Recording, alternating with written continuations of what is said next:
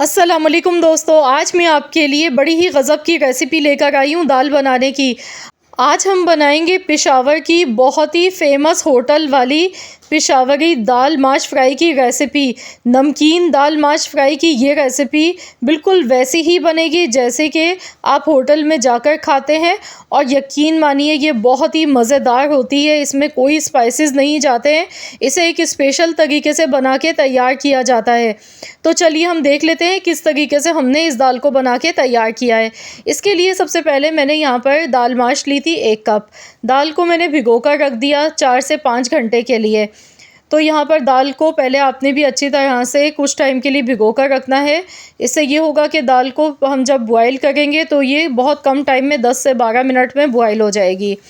तो चलिए यहाँ पर इसे अच्छी तरह से एक बार और वॉश कर लेते हैं, और अब हम इसे बॉयल करेंगे सिर्फ नमक के साथ।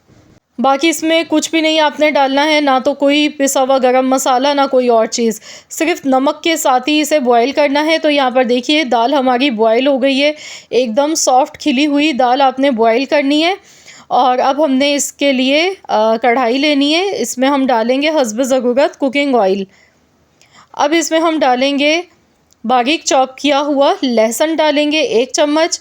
बारीक कटी हुई अदरक है थोड़ी सी, कड़ी पत्ता मैंने यहाँ पर लिया है। तो यहाँ पर ये तीनों चीज़ें भी इसमें ऐड कर देंगे। थोड़ी सी बारीक कटी हुई अदरक और मिर्चें अभी हमने ऐड नहीं करनी है इसमें, ये हम बचाएंगे, साइड में इन्हें रखेंगे। तो यहाँ पर हल्का सा हमने इन्हें फ्राई करना है, और इसके साथ ही यहाँ पर इसमें प्याज भी शामिल कर देंगे। एक दरमियाने साइज़ की बारीक स्लाइस में कटी हुई प्याज मैंने ली है। तो इस तरह से प्याज के लच्छे करके आपने डालना है। प्याज को हमने सुनहरा कलर आने तक अच्छी तरह से फ्राई करना है। तो यहाँ पर हमने प्याज को जब तक गोल्डन कलर इसका नहीं आ जाता है तब तक इसे इसी तरह से फ्राई करना है, और चम्मच इसमें थोड़ी थोड़ी देर बाद चलाते रहेंगे।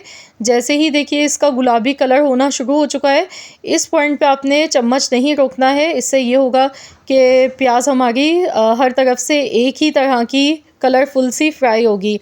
अगर इस पॉइंट पे आप रोक देंगे चम्मच चलाना, तो कहीं से प्याज बहुत ज़्यादा डार्क हो जाएगी, कहीं से जली हुई हो जाएगी, और कहीं से बहुत ही लाइट कलर की।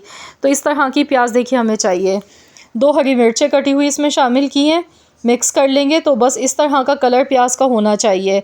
अब इसमें माश की दाल जो मैंने बॉयल करके रखी थी ये इसमें शामिल कर दी है। इसमें थोड़ा सा पानी भी था,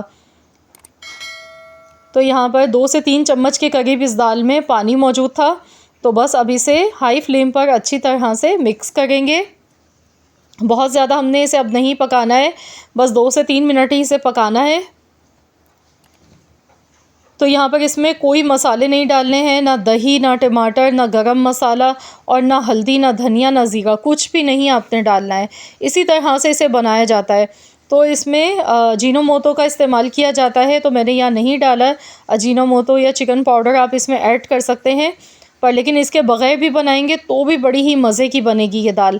तो यहाँ पर बारीक कटी हुई अदरक, हरी मिर्चें ऊपर से डाल देंगे, मिक्स कर लेंगे। नमक मैंने इसलिए नहीं डाला क्योंकि नमक हमने दाल को बॉईल करते टाइम डाल दिया था। अब इसमें हम लास्ट में डालेंगे बटर। तो यहाँ पर 1 टेबल स्पून इसमें डालेंगे बटर। तो इस तरीके से ये दाल बना के तैयार की जाती है।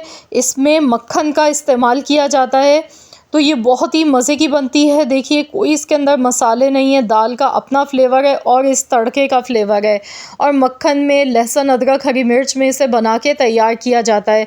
तली हुई प्याज इस तरीके से इसमें नज़र आएगी तो बहुत ही अच्छी लगेगी।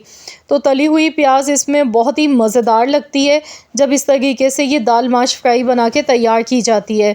तो मैं तो आपसे कहूँगी कि मेरी तरफ़ से तो हाईली रिकमेंडेड है ये रेसिपी। आप लोग ज़रूर इस रेसिपी को ट्राई करें।